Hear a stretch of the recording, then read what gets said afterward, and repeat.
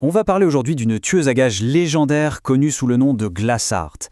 Mais attention, son histoire ce n'est pas vraiment celle de ses meurtres. Non, c'est celle d'un combat intérieur, un combat absolument brutal, entre la machine à tuer qu'on a fait d'elle et la personne qu'elle pourrait devenir. Alors, les faits sont là. Suite à une greffe du cœur, son corps est un véritable miracle médical. Tout fonctionne à la perfection. Sur le papier, franchement, elle est en pleine forme. Mais voilà le truc, si tout va si bien, pourquoi est-ce qu'elle est plongée dans un coma qui dure depuis presque un an? C'est le grand mystère, c'est la question qui hante tout le monde et c'est ce qui nous met sur sa piste. Son cas, c'est devenu un vrai casse-tête pour la médecine. On la surnomme l'assassin qui ne s'éveille pas. Et pour cause, son état défie toute logique. C'est un paradoxe complet. D'un côté, son corps a parfaitement accepté la greffe, aucun rejet, ses fonctions vitales sont stables. Mais de l'autre, son sommeil est constamment perturbé par des crises d'une violence. Son cœur s'emballe, il monte à 170 pulsations sans aucune raison physique. Les médecins sont formels, le problème, il n'est pas dans son corps. La prison, elle est dans sa tête. Et l'hypothèse qu'ils avancent est vertigineuse. Ils parlent d'un enfermement mental, autrement dit, un refus inconscient de se réveiller. Mais pourquoi est-ce que quelqu'un refuserait de vivre? Pour ça, il faut regarder d'où elle vient. Pour comprendre pourquoi elle est enfermée, il faut d'abord comprendre comment elle a été construite. Qui était-elle avant de devenir cet assassin, avant que tout bascule? Son nom de code, c'était Glassheart, le cœur de verre. Pas seulement pour la perfection froide et chirurgicale de ses méthodes, mais aussi pour sa méfiance maladive envers tout le monde. Pour la mafia taïwanaise qui l'employait, elle n'était pas une personne, c'était une arme. Leur arme la plus précieuse, une machine à tuer. 50, ce n'est pas juste un chiffre, c'est le nombre de vies qu'elle a prises pour le compte de l'organisation.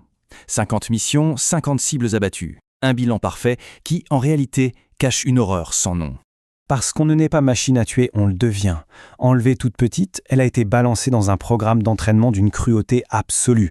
Pour vous donner une idée, le taux de survie était d'1 enfant sur 20. Le but? Anéantir la moindre trace d'humanité en eux. Et l'épreuve finale, le coup de grâce psychologique. Les derniers survivants, les seuls à avoir pu créer des liens entre eux, ont reçu un dernier ordre, s'entretuer. Pour obtenir son diplôme, elle a été forcée d'assassiner la seule personne qu'elle considérait comme son amie. Mais même la machine la plus parfaite peut se briser. Après sa 50e victime, le cœur de verre a fini par se fêler. Écrasée par le poids de ses actes, incapable de tuer une fois de plus, elle a retourné son arme contre elle. Sauf qu'elle n'est pas morte. Son organisation l'a sauvée, et c'est là que l'histoire prend une tournure vraiment étrange, parce que le cœur qu'on lui a greffé, eh bien, il porte en lui les souvenirs et la volonté de quelqu'un d'autre. Bien sûr, il ne faut pas se leurrer, leur motivation n'avait rien à voir avec de la compassion. Un atout aussi précieux, ça ne se jette pas.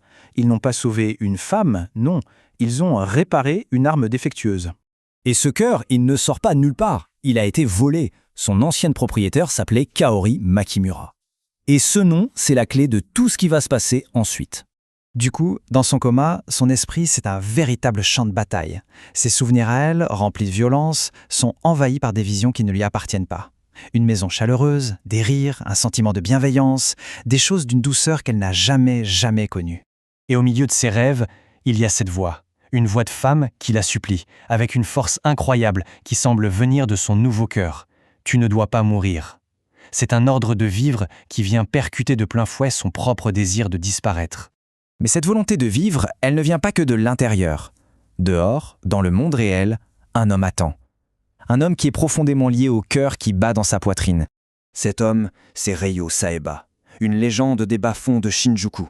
Mais surtout, il était le partenaire de Kaori Makimura, la femme dont le cœur volé bat désormais dans le corps de l'assassin. Pour Ryo, Kaori n'est pas vraiment parti. Il en a la conviction intime, absolue. Son cœur bat toujours quelque part. Et il est persuadé qu'un jour, ce cœur retrouvera le chemin de la maison, à Shinjuku. Alors il attend. On en arrive donc à ce paradoxe total. Un esprit qui a été forgé pour tuer et un cœur qui a été programmé pour aimer. La bataille finale, elle ne se joue plus à l'extérieur, mais bien à l'intérieur d'elle-même. Le conflit est total. D'un côté, un esprit qui ne connaît que la violence, qui ne désire que la mort comme porte de sortie.